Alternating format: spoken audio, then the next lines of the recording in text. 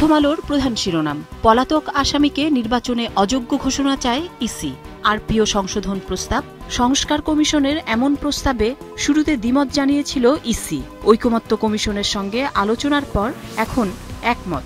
প্রস্তাবে আরও যা আছে, নির্বাচনী দায়িত্বে সশস্ত্র বাহিনীর ক্ষমতা বাড়ছে, অনলাইনে মনোনয়নপত্র জমার সুযোগ থাকছে না, জামানত বেড়ে হচ্ছে 50,000 টাকা, বিদেশে থাকা সম্পদের হিসাবও বাধ্যতামূলক, ভোট বন্ধে ইসির ক্ষমতা বৃদ্ধি। এ বিষয়ে বিশেষজ্ঞের মতামত ছেপেছে পত্রিকাটি। সুপ্রিম কোর্টের আইনজীবী শাহদিন মালিক বলেছেন, সিদ্ধান্ত সঠিক, ন্যায্য প্রয়োগ নিশ্চিত করতে হবে। পত্রিকাটির আরেকটি গুরুত্বপূর্ণ খবরের শিরোনাম, প্রায় 48,000 শ্রমিক মামলা থেকে মুক্ত, 8 বছরের 44 মামলা প্রত্যাহার। খবরটিতে বলা হয়েছে, বিগত আওয়ামী লীগ সরকারের 8 বছরে শ্রমিক নেতা ও শ্রমিকদের বিরুদ্ধে যেসব মামলা হয়েছিল সেগুলোর প্রায় সবই প্রত্যাহার হয়ে গেছে। এর ফলে অভিযুক্ত অজ্ঞাতনামাসহ মোট 47,728 জন মামলা থেকে অব্যাহতি পেয়েছেন। তবে শ্রমিক হত্যার অভিযোগে গাজীপুরের কোনাবাড়ী থানায় হওয়া একটি মামলা প্রত্যাহার হয়নি। শ্রম ও কর্মসংস্থান মন্ত্রণালয় সূত্রে এই তথ্য জানা গেছে। সমকালের প্রধান শিরোনাম, আগামী সরকারের মন্ত্রীদের জন্য 60 গাড়ি কেনা হচ্ছে। খবরে বলা হয়েছে, আগামী সরকারের মন্ত্রীদের জন্য 60টি গাড়ি কেনার প্রস্তাবে সম্মতি দিয়েছে অর্থ মন্ত্রণালয়। মিৎসুবিশি পাজেরো QX 2427cc মডেলের প্রতিটি গাড়ির দাম 1,69,00,000 টাকা। এসব গাড়ি কিনতে ব্যয় হবে 101,61,00,000 টাকা। একই সঙ্গে আগামী নির্বাচনে জেলা ও উপজেলা পর্যায়ে দায়িত্ব পালন করবেন এমন কর্মকর্তাদের জন্য কেনা হচ্ছে 195টি পাজেরো সহ মোট 220টি গাড়ি। দেশের রাজনৈতিক পরিস্থিতি নিয়ে খবরের শিরোনাম, জুলাই সনদ আরও পরিবর্তন হচ্ছে।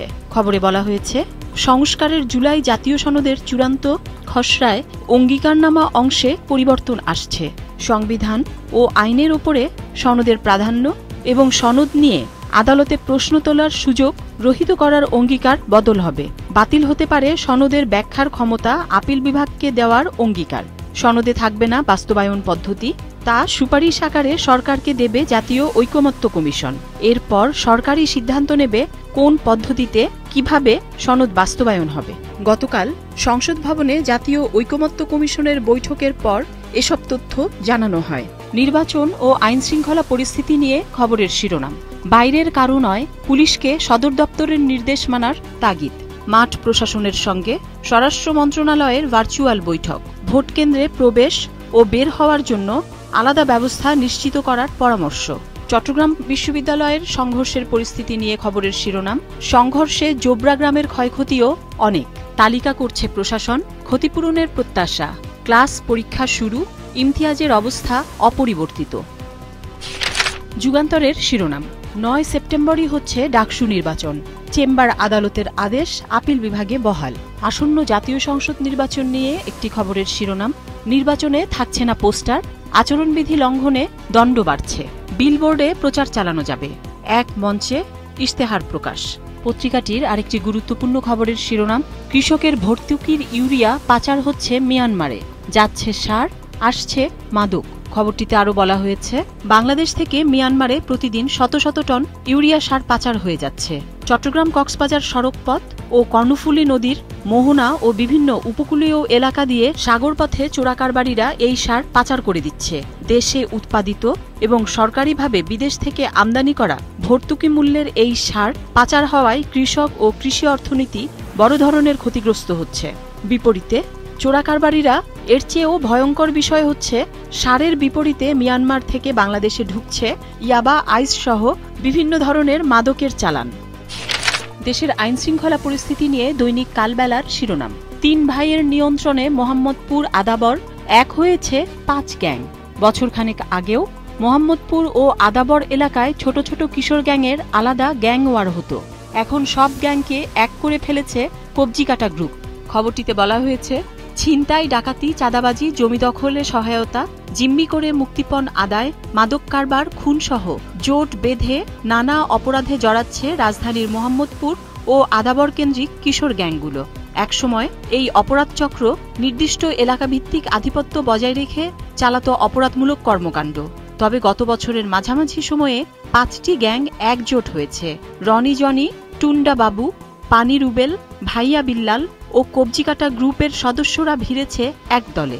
স্থানীয় থানা পুলিশ এবং একাধিক গ্যাং সদস্য বিষয়টি নিশ্চিত করেছে। কালের কণ্ঠের শিরোনাম, গণধর্ষণের হুমকি দেওয়া সেই আলী হোসেনকে বহিষ্কার, ডাকসু নির্বাচন। এই বিষয়ের আরও কয়েকটি খবর। নির্বাচনে আর বাধা নেই, প্রার্থিতা ফেরত চেয়ে জুলিয়াস সিজারের রিট। প্রতিটি ভোটকেন্দ্রে থাকবে সিসি ক্যামেরা। রিটার্নিং অফিসারদের সঙ্গে সাক্ষাৎ ছাত্রদল প্যানেলের।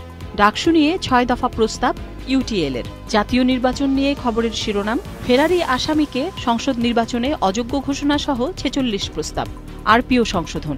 পাশাপাশি আরেকটি গুরুত্বপূর্ণ খবর, ডিআরইউতে মব সৃষ্টি সহ 3টি বিষয়ে গভীর উদ্বেগ। খবরে বলা হয়েছে, গণমাধ্যমে প্রকাশিত ছবি, ডিএমপি কর্তৃক অঙ্গীকার ডিআরইউতে মব সৃষ্টি এবং আওয়ামী লীগ আমলের আইন নিয়ে নতুন উদ্যোগে গভীর উদ্বেগ প্রকাশ করেছে সম্পাদক পরিষদ। গতকাল সম্পাদক পরিষদের সভাপতি মাহফুজ আনাম ও সাধারণ সম্পাদক দেওয়ান হানিফ মাহমুদ এক বিবৃতিতে এই উদ্বেগ প্রকাশ করেন। পত্রিকাটির আরেকটি গুরুত্বপূর্ণ খবরের শিরোনাম, মার্কিন দূতাবাস 1 বছরের বেশি সময় রাষ্ট্রদূত শূন্য। রাষ্ট্রদূত হিসেবে মনোনয়ন পেলেন ক্রিস্টেন সেন।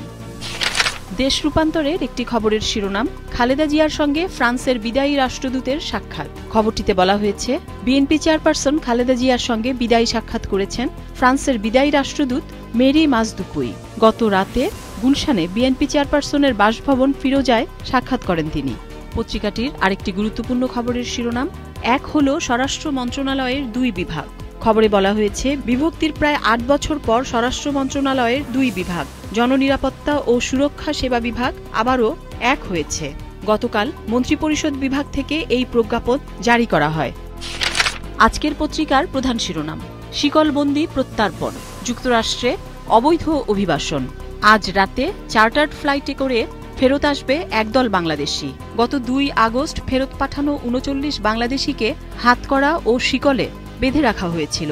অসহিংস অভিবাসীদের শিকল পরিয়ে ফেরত পাঠানোটা আন্তর্জাতিক মানবাধিকার মানদণ্ডের পরিপন্থী। পত্রিকাটির আরেকটি খবর, 3 দেশের ধর্মীয় সংখ্যালঘুদের আশ্রয় দেবে ভারত, বিজ্ঞপ্তি জারি। সুবিধা পাবে পাকিস্তান, আফগানিস্তান ও বাংলাদেশ থেকে যাওয়া হিন্দু, শিখ, বৌদ্ধ, জৈন, পার্সি, খ্রিস্টানরা।